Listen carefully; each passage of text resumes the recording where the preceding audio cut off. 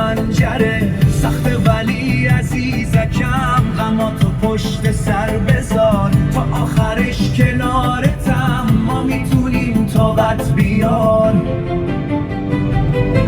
هر موقع که دلت گرفت فقط کنار من باش، همونی که نمیزنه هیچ موقع زیر حرفاش، نذار که رد قطره ها رو گونه هات بمونه، حتی اگه زخمی شدی زخمی این زمونه.